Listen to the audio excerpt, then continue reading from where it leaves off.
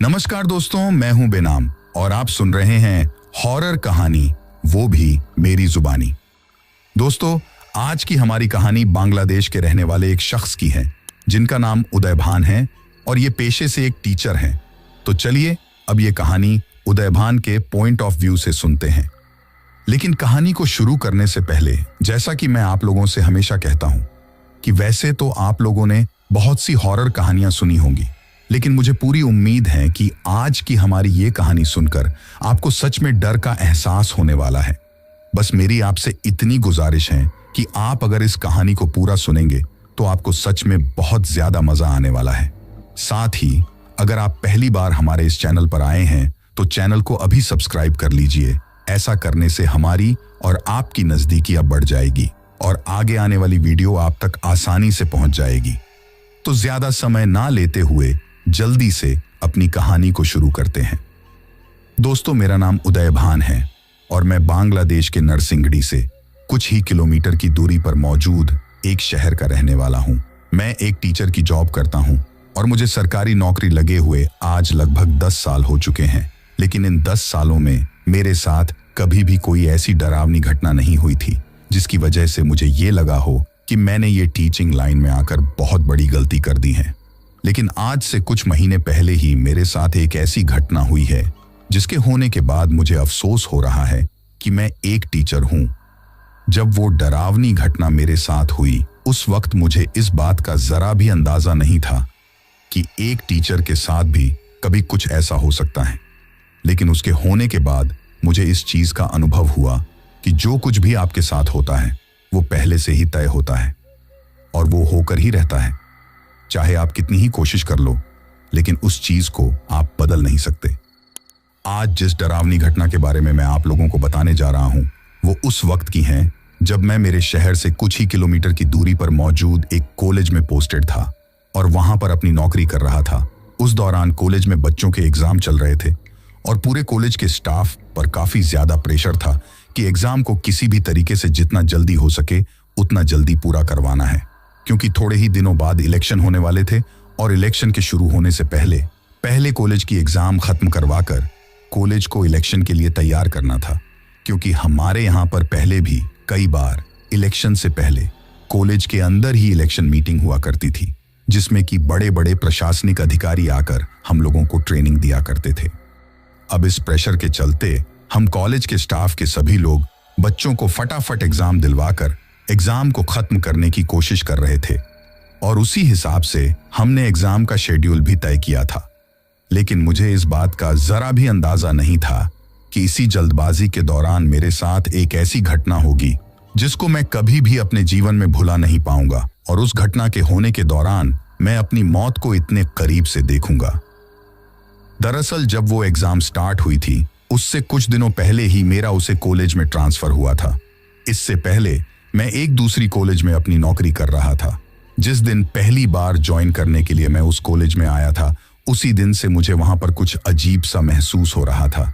जब मैं कॉलेज के गेट के अंदर घुसा था, उसी वक्त से मुझे ऐसा लग रहा था कि जैसे मेरे पीछे पीछे कोई आ रहा है, और जब मैंने पीछे मुड़कर देखा तो उस वक्त वहां पर कोई भी नहीं था। उस दिन कॉलेज का पूरा कैंपस बिल्कुल पूरी तरीके से खाली था, क्योंकि उस दिन बच्चों की छुट्टी थी और कॉलेज में सिर्फ स्टाफ ही आया हुआ था। जब मैंने कॉलेज में जाकर अपनी ड्यूटी ज्वाइन की तो वहां के स्टाफ ने मेरा नाम पूछा तो मैंने उन्हें अपना नाम उदय भान बताया और मेरा नाम सुनते ही वो कॉलेज का स्टाफ अजीब तरीके से एक दूसरे की तरफ देखने लगा था। उन लोगों को मेरा नाम सुनते ही इस तरीके से एक दूसरे की तरफ देखकर मैं सोचता हूं कि आखिर मेरे नाम में ऐसा क्या है जो ये लोग मेरा नाम सुनते ही इतना चौंक रहे हैं। लेकिन मैं उस चीज पर ज्यादा ध्यान नहीं देता हूं और उस दिन तो कॉलेज में ज्वाइन करने के बाद मैं वापस आ जाता हूं और दूसरे दिन से लगातार उस कॉलेज में अपनी ड्यूटी पर जाने लगता हूं। जब मैं एक दिन कॉलेज के स्टाफ रूम में अकेला ही बैठा था तो मेरे पास वहां पर एक लड़की आती है और उसने मुझे अपना नाम अंजलि बताया। जब मैं उससे पूछता हूं कि बताओ क्या काम है, तो वो मुझसे कहती हैं कि सर, आपने यहां आकर बहुत बड़ी गलती कर दी है। अब आपके लिए ये ठीक नहीं होगा कि आप ज्यादा दिनों तक यहां पर रुको और आप जितना जल्दी हो सके अपना ट्रांसफर कराकर यहां से चले जाओ, वरना थोड़े ही दिनों में आपको बहुत बुरा अंजाम भुगतना पड़ सकता है। उस लड़की के मुंह से यह बात सुनकर मैं काफी ज्यादा चौंक जाता हूं और उससे कहता हूं कि तुम ये कैसी बातें कर रही हो, और आखिर मेरे नाम में ऐसा क्या है कि मेरे नाम की वजह से मुझे इस कॉलेज से चले जाना चाहिए। तो वह लड़की मुझे कहती है कि ये तो मैं आपको नहीं बता सकती, लेकिन अगर आप ज्यादा दिन तक इस कॉलेज में रहोगे तो आपको खतरा हो सकता है। मुझसे इतना कहकर वह लड़की तुरंत ही वहां से चली जाती है। इससे पहले कि मैं उससे कुछ और पूछ पाता, वो उस वक्त वहां से पता नहीं अचानक ही कहां चली गई थी। जब मैंने उस लड़की के मुंह से वह बात सुनी तो उस दिन के बाद मैं थोड़ा परेशान सा रहने लगा, और कॉलेज का स्टाफ भी मुझसे थोड़ा दूर दूर ही रहता था। उन लोगों का बर्ताव देखकर भी मैं कई बार सोचता था कि आखिर ये लोग मेरे साथ ऐसा बर्ताव क्यों कर रहे हैं। लेकिन आगे चलकर मेरे साथ जो घटना होने वाली थी, मैं उसके बारे में बिल्कुल पूरी तरीके से अनजान था, और मुझे इस बात का जरा भी एहसास नहीं था कि आगे चलकर मेरे साथ क्या होने वाला है। लेकिन उस दिन के बाद मेरे साथ उस कॉलेज में कुछ अजीब अजीब तरह की घटनाएं होने लगी थी, और उन घटनाओं के होने के बाद मैं काफी ज्यादा परेशान भी रहने लगा था। दरअसल जब मैं कॉलेज जाता था तो अपने घर से ही अपने पीने के पानी की बोतल लेकर आता था। जब मैं कॉलेज में बैठकर अपना काम कर रहा होता था तो उस बोतल का पानी अचानक से ही पूरा खाली हो जाता था। यानी कि मैं तो उस बोतल से पानी पीता भी नहीं था। जब मुझे प्यास लगती थी और मैं उस बोतल को खोलकर देखता था तो उस बोतल का पानी अपने आप ही बोतल में से गायब रहता था। अपने घर से अपने खाने का जो टिफिन लेकर आता था, उस टिफिन के खाने को देखकर मुझे ऐसा लगता था कि यह खाना अब मेरे खाने के लायक नहीं रहा है, क्योंकि जैसे ही मैं टिफिन को खोलता था तो उसके अंदर जो खाना होता था उसको देखकर ऐसा लगता था कि जैसे किसी ने इस टिफिन के अंदर हाथ देकर उस खाने को मसल दिया हो। जबकि मैं तो घर से खाना जब लेकर आता था तो बिल्कुल सही तरीके से पैक करके लाता था। और इन सब के अलावा मेरे साथ जो सबसे ज्यादा अजीब चीज हो रही थी वो ये थी कि मुझे बार बार बहुत ज्यादा टॉयलेट लगती थी, और टॉयलेट लगने की वजह से मुझे बार बार कॉलेज के पीछे बने हुए बाथरूम में टॉयलेट करने के लिए जाना पड़ता था। और जब मैं उस बाथरूम में टॉयलेट करने के लिए जाता था तो मुझे ऐसा एहसास होता था कि उस बाथरूम में वहां पर मेरे अलावा भी और कोई है। लेकिन कई बार ये एहसास होने के बावजूद भी मैं उस चीज को नजरअंदाज कर देता हूँ और ना ही इन सब के बारे में कॉलेज के किसी स्टाफ से कुछ कहता हूँ, क्योंकि कॉलेज का स्टाफ तो मेरे से वैसे ही पहले से काफी दूर दूर रहता था। ऐसे में अगर मैं कॉलेज के स्टाफ को ये सब बातें और बताता तो वो लोग पता नहीं मेरे पास बैठते भी या नहीं बैठते। जब ये सारी चीजें मेरे साथ हो रही थी उस वक्त मुझे इतना तो अंदाजा हो गया था कि इस कॉलेज में कुछ तो ऐसा हुआ है जिसकी वजह से ये सारी चीजें हो रही हैं। लेकिन वहां पर क्या हुआ था इसके बारे में मुझे कुछ भी जानकारी नहीं थी, और अगर कुछ हुआ भी था तो उस चीज का मेरे से क्या संबंध था मुझे इसका भी अंदाजा नहीं था। लेकिन उन सभी चीजों के होने के बाद मैं काफी ज्यादा सतर्क रहने लगा था, और मैंने अब तो घर से टिफिन लाना भी बंद कर दिया था।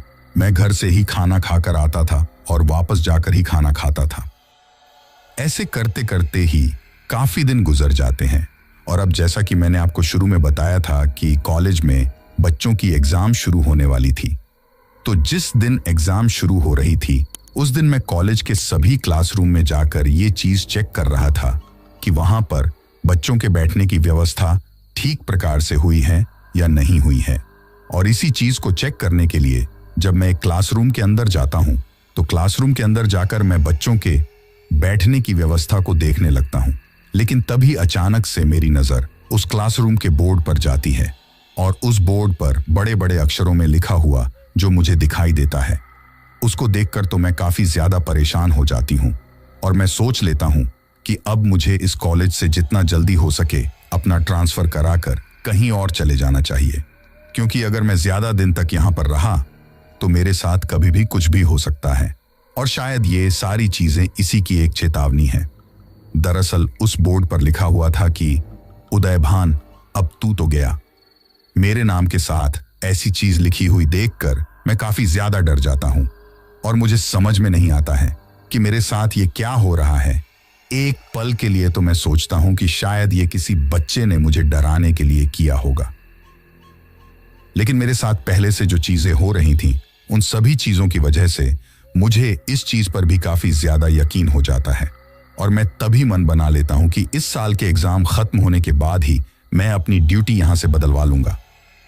अब मुझे इस चीज का जरा भी अंदाजा नहीं था कि मैंने इस कॉलेज से अपना ट्रांसफर करवाने की बात सोचकर कितनी बड़ी गलती कर दी थी, और उससे भी बड़ी गलती मैंने इस कॉलेज में अपनी ड्यूटी ज्वाइन करके पहले ही कर दी थी।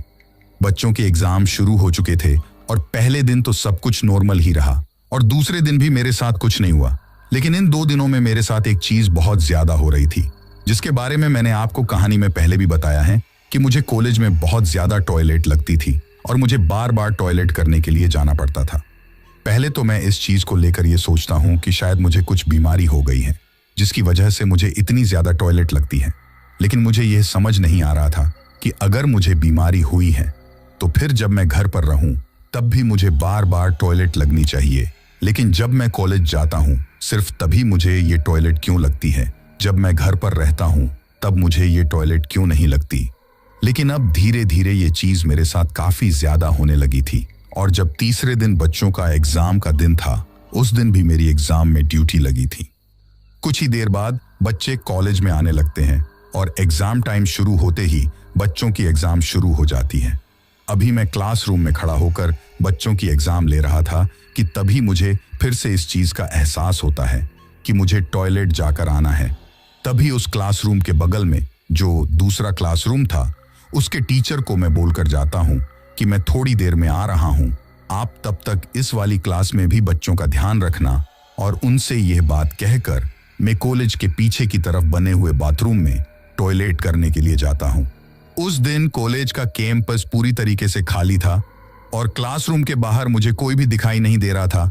अब मैं चलकर बाथरूम की तरफ जाता हूं और जब मैं टॉयलेट कर रहा था तब मुझे फिर से वही एहसास होता है कि यहां पर मेरे अलावा और भी कोई है, लेकिन उस टाइम भी मैं उस चीज को नजरअंदाज करके टॉयलेट करने लगता हूं। लेकिन जब मैं टॉयलेट कर रहा था तो मुझे वहां पर किसी के सिसक सिसक कर रोने की आवाज सुनाई देती है, और उस आवाज को सुनकर मैं एक बार तो सोचता हूं कि यहां पर आकर कौन रो रहा है। तभी टॉयलेट करने के बाद मैं बाथरूम से बाहर आता हूं और दूसरे जो बाथरूम थे उनमें जाकर देखता हूं, लेकिन उस वक्त मुझे वहां पर कोई भी दिखाई नहीं देता है। तभी मैं एक आवाज लगाकर कहता हूं कि कौन है यहां और कौन रो रहा है।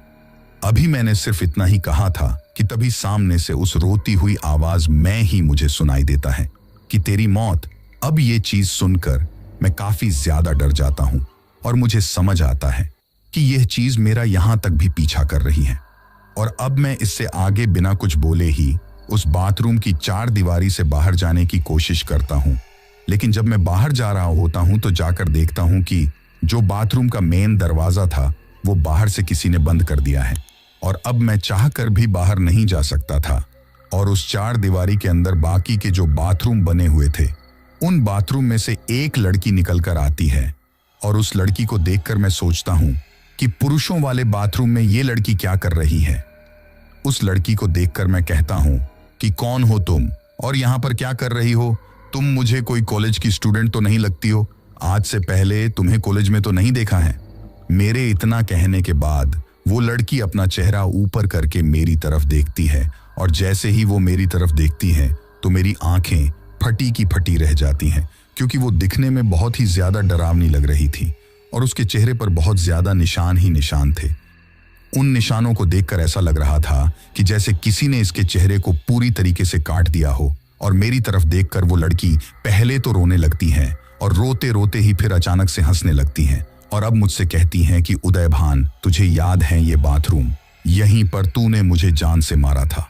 उस डरावनी लड़की के मुंह से वह बात सुनकर मैं कुछ समझ नहीं पाता हूं और डरते डरते उससे कहता हूं कि मुझे तो कुछ भी याद नहीं है, और तुम कौन हो और किस चीज के बारे में बात कर रही हो। इसके बाद वो मुझसे कहती हैं कि तुझे अभी सब कुछ याद दिलाती हूं, और मुझसे इतना कहकर वो मेरी तरफ तेज कदमों के साथ चलकर आती हैं, और मेरी तरफ आते ही वो मेरे एक पैर पर जोर की लात मारती हैं। उसके लात मारते ही मैं नीचे फर्श पर गिर जाता हूं, और मेरे फर्श पर गिरते ही वो मेरे एक पैर को पकड़कर मुझे घसीटने लगती है और घसीटकर अंदर बाथरूम में ले जाने लगती है। उसको मुझे इस तरीके से घसीटता हुआ देखकर मैं काफी ज्यादा डर जाता हूं और मैं चिल्लाने लगता हूं कि बचाओ बचाओ। लेकिन शायद उस वक्त कॉलेज का कोई भी स्टाफ या स्टूडेंट बाहर की तरफ नहीं था, और इसी वजह से किसी को भी मेरी आवाज सुनाई नहीं दे रही थी। तभी वह डरावनी सी लड़की मुझे घसीटते हुए एक बाथरूम के कोने में लेकर जाती है और वहां पर ले जाने के बाद अपने हाथ के लंबे लंबे नाखूनों से मेरी गर्दन को पकड़ लेती है और उसके नाखून इतने नुकीले थे कि वो अब मेरी गर्दन के अंदर पूरी तरीके से घुसने ही वाले थे। और उसने मेरी गर्दन को इस तरह से पकड़ रखा था कि ना ही तो मैं पूरी तरीके से बैठा हुआ था और ना ही खड़ा हुआ था। और उस स्थिति में मेरे घुटनों में काफी ज्यादा दर्द होने लगता है और मेरी गर्दन को उस तरह से पकड़कर वो मुझसे कहती हैं कि गौर से देख इस चेहरे को, अगर इस चेहरे को देखकर भी तुझे याद नहीं आता है तो फिर मैं कुछ ऐसा करूंगी कि तुझे सब कुछ याद आ जाएगा। लेकिन उसके चेहरे की तरफ तो मैं देखना भी नहीं चाहता था, क्योंकि उसका चेहरा इतना ज्यादा डरावना था कि मैं आप लोगों को शब्दों में बयां भी नहीं कर सकता। तभी वह चुड़ैल की तरह दिख रही लड़की मुझसे कहती है कि तूने उस दिन मेरे साथ वो सब करके बहुत गलत किया था और तुझे अंदाजा भी नहीं है कि तेरे वो सब करने के बाद मैं इस बाथरूम में पड़ी पड़ी कितनी ज्यादा तड़पी थी और कितनी ज्यादा तड़प तड़प कर मरी थी। अगर तुझे जरा भी उस चीज का अंदाजा होता तो तू मेरे साथ वैसा कभी भी नहीं करता। लेकिन तू इतना निर्दयी हो गया कि तुझे जरा भी मेरे ऊपर दया नहीं आई और तू मुझे उस हालत में यहां पर छोड़कर चला गया। उसी दिन से मैं तेरा यहीं पर इंतजार कर रही थी। मुझे पता था कि तू एक न एक दिन लौटकर जरूर आएगा और शायद थोड़े दिन पहले तू आया भी था, लेकिन उस वक्त तू मेरे चंगुल से बचकर निकल गया था। लेकिन आज मैं तुझे अपने चंगुल से बचकर नहीं जाने दूंगी। आज मैं तुझसे अपना बदला लेकर रहूंगी और तेरे साथ भी ठीक वैसा ही करूंगी जैसा तूने मेरे साथ किया था, और तुझे भी ठीक उसी तरीके से तड़पा तड़पा कर मारूंगी जिस तरीके से तूने मुझे तड़पने पर मजबूर किया था। और तुझे उसी तरह से तड़पता हुआ देखकर मुझे बहुत ज्यादा सुकून मिलेगा, मेरी आत्मा को तृप्ति मिलेगी। लेकिन इसके लिए पहले मुझे तेरा वही हाल करना होगा जो उस वक्त मेरा हाल तूने किया था। उसे लड़की के मुंह से ये सब बातें सुनकर मैं कुछ भी समझ नहीं पा रहा था कि आखिर ये मुझे ये सब क्यों कह रही हैं और ये मेरे साथ क्या करना चाहती हैं। लेकिन मुझे इतना तो समझ में आ चुका था कि शायद यहाँ पर इस लड़की के साथ कुछ ना कुछ तो ऐसा हुआ था जिसके बारे में ये मुझसे बात कर रही हैं। लेकिन इसके साथ ही मुझे ये भी पता चल चुका था कि ये कोई जिंदा लड़की नहीं है, बल्कि ये उस लड़की की आत्मा है जिस लड़की के साथ यहाँ पर कुछ गलत हुआ था। अभी मैं उसको समझाना चाहता था कि मैंने तो तुम्हारे साथ कुछ भी गलत नहीं किया है, लेकिन वो मुझे इस चीज का कोई भी मौका दे ही नहीं रही थी। अभी मैं उसे कुछ कहता उससे पहले ही वहां पर कुछ ऐसा होता है जिसके होने के बाद मुझे अपने आप को बचाकर वहां से निकलने का एक रास्ता नजर आता है। दरअसल मैंने अपने हाथ में एक कड़ा पहन रखा था और वह कड़ा मेरी घरवाली ने मुझे पहना रखा था, क्योंकि वो उस कड़े को अपने मायके से लेकर आई थी और उसके मायके वाले एक माता के मंदिर में शुरू से ही जाते हैं और वहां के जो पुजारी जी हैं उन्होंने वो कड़ा मेरी घरवाली को दिया था और उससे कहा था कि वो उस कड़े को लाकर मुझे पहना दे। अगर कोई बुरी शैतानी शक्ति मेरे पास आएगी भी तो मुझे ज्यादा नुकसान नहीं पहुंचा पाएगी। मेरी घरवाली मेरे लिए ये कड़ा इसीलिए लेकर आई थी क्योंकि आज से पहले जो कुछ भी मेरे साथ उस कॉलेज में हो रहा था वो सब मैंने उसको बता दिया था और वो सब सुनने के बाद वो काफी ज्यादा टेंशन में आ गई थी और इसी वजह से वो अपने मायके गई और उसने अपने घर वालों को ये सारी बातें बताई और उसके बाद उसके घर वाले उसको लेकर उस माता के मंदिर में गए और वहां से वो कड़ा लेकर उसने मुझे पहनाया था। और आज जैसे ही उस लड़की की डरावनी आत्मा ने मेरे हाथ में पहने हुए कड़े को छुआ तो उसे एक जोर का करंट सा लगा और उस करंट को लगते ही उसने मेरे हाथ को छोड़ दिया और जोर जोर से वो अपने हाथ को फूंक मारने लगी। उसको इस तरह से फूंक मारता हुआ देखकर मैं समझ गया था कि इसे करंट से ही झटका लगा है और शायद इसने जिस हाथ से मेरे हाथ में पहने हुए इस कड़े को छुआ है इसकी वजह से इसका हाथ जल गया है। लेकिन उस चीज के होने के बाद मुझे इतना तो समझ में आ गया था कि अब यह कड़ा ही मुझे यहां से बचाकर बाहर निकाल सकता है।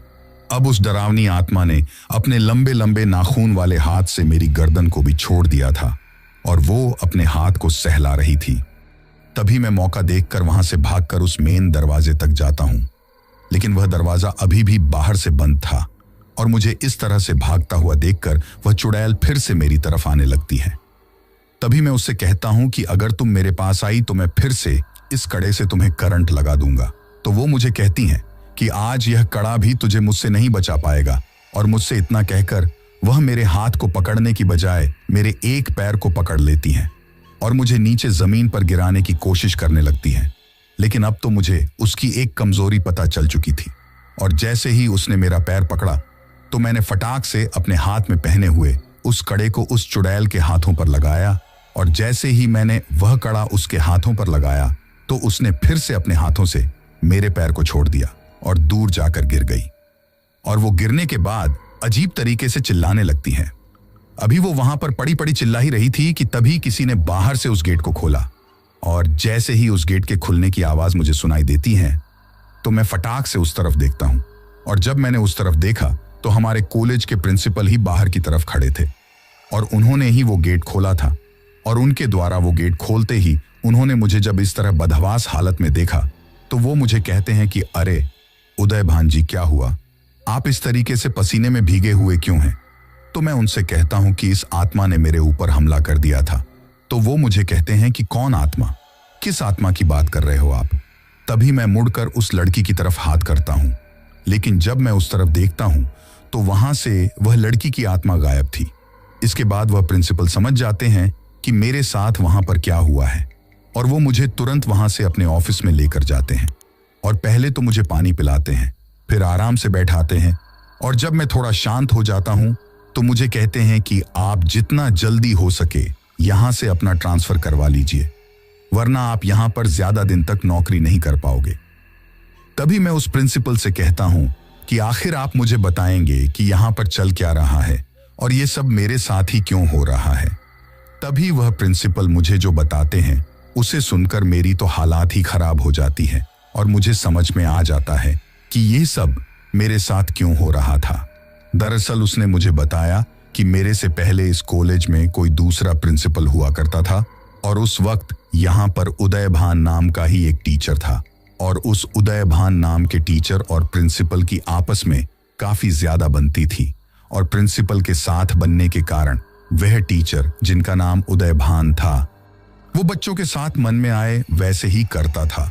और एक बार जब कॉलेज में कोई प्रोग्राम चल रहा था, उस वक्त वो एक लड़की को किसी और बहाने से उस बाथरूम के पास बुलाता है, और जैसे ही वो लड़की उस बाथरूम के पास जाती है तो वो उसे लेकर अंदर बाथरूम में घुस जाता है और फिर उसके साथ वहां पर गलत काम करता है। और उसने वहां पर उसकी इतनी बुरी हालत कर दी थी कि जब उस लड़की को अस्पताल में भर्ती करवाया गया तो थोड़े ही दिन बाद उसकी मौत हो जाती है। और उसी दिन से उस लड़की की आत्मा इस कॉलेज में भटक रही है और अपनी मौत का बदला लेने के लिए तड़प रही है। जब भी कोई उदय भान नाम का इस कॉलेज में आता है तो वो उसके पीछे पड़ जाती है। उस लड़की की मौत के बाद उस प्रिंसिपल और टीचर ने तो यहाँ से अपना ट्रांसफर करवा लिया था, और ना ही उनके ऊपर कोई कानूनी कार्यवाही हुई, क्योंकि वो लड़की एक गरीब परिवार से थी। इसी वजह से उस लड़की की आत्मा अब खुद से ही अपनी मौत का बदला लेने की प्रतीक्षा कर रही है। उस टीचर के जाने के बाद इस स्कूल में एक स्टूडेंट आया था जिसका नाम भी उदय भान ही था, और उस लड़के के साथ भी इस कॉलेज में ठीक इसी तरह की घटनाएं होने लगी थीं, और इन घटनाओं से परेशान होकर उसने तो इस कॉलेज में आना ही बंद कर दिया था। और जिस दिन आप इस कॉलेज में पहली बार ज्वाइन करने के लिए आए थे तो उस दिन आपका नाम सुनकर इसी वजह से हम लोग परेशान हो गए थे कि अगर आपका नाम उदय भान है तो अब तो वह आत्मा आपको भी परेशान करेगी। उस प्रिंसिपल ने मुझे वह बात कर मेरी बहुत बड़ी मदद की थी, और उसके दूसरे दिन से ही मैं लगभग 2 महीने तक मेडिकल लीव लेकर घर पर ही रहने लगा था, और फिर मैंने वहां से अपना ट्रांसफर करवा लिया था। लेकिन आज भी मैं उस डरावनी घटना को अपने जहन में से भूला नहीं पाया हूं। लेकिन उस लड़की की आत्मा से डरने के साथ साथ ही मुझे उसके लिए काफी बुरा भी लग रहा था कि उसके साथ वहां पर इतना ज्यादा गलत हुआ, और जिन लोगों ने उसके साथ गलत किया उनको उस चीज की कोई सजा भी नहीं मिली। तो दोस्तों, ये थी हमारी आज की कहानी। कहानी आपको कैसी लगी कमेंट बॉक्स में कमेंट करके जरूर बताना। और अगर आपने अभी तक भी चैनल को सब्सक्राइब नहीं किया है तो आपसे रिक्वेस्ट है कि जल्दी से हमारे चैनल को सब्सक्राइब कर लीजिए, क्योंकि आपका यह छोटा सा सहयोग हमें आपके लिए ऐसी ही डरावनी कहानियां लाने के लिए प्रोत्साहित करता है। दोस्तों, आज मैं किसी जरूरी काम से घर से बाहर गया हुआ हूं, तो कहानी पहले से ही रिकॉर्ड की हुई थी और इसी वजह से आज मैं आप लोगों के नाम नहीं ले पाऊंगा। इसके लिए आज तो मैं आप लोगों से माफी ही चाहता हूं।